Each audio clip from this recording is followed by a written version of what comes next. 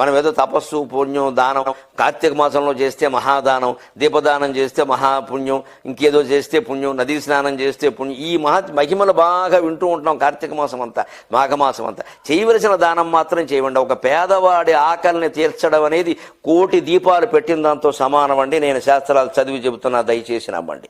ఒక పేదవాడి ఆకలి తీర్చడం కోటి దీపాలు పెట్టిన దాంతో సమానం. కార్తీక మాసం అంతా పేదలకు భోజనాలు పెట్టాలి, ఆ మార్గశిర మాసం అంతా భోజనాలు పెట్టాలని నిర్ణయించుకున్నవాడు ఇంట్లో దీపాలు దేవుడు పెడతాడు, వీడు పెట్టాల్సిన పనే లేదు. దీపదానం, నదీ స్నానం వీటి మహిమలు చెప్పడం కాదండి. అసలు దానం అంటే ధనదానం, అన్నదానం, వస్త్రదానం, అది కూడా లేని వాళ్ళకి దయచేసి గమనించండి. పండితులకు ఇవ్వాలి, వాళ్ళకి ఇవ్వాలి అనుకోకుండా మేము పండితులం, మేము లేని వాళ్ళం కాదని, మేము హాయిగా ఉన్నవాళ్ళమే, మాకేం ఇబ్బంది లేదు. లేని వాళ్ళకి ఇవ్వండి దయచేసి. దాంట్లో కులభేదం అస్సలే వద్దు. అది ఉందంటే మహాపాపం. వాడు ఏ కులమైనా మనకి సంబంధం లేదు. మన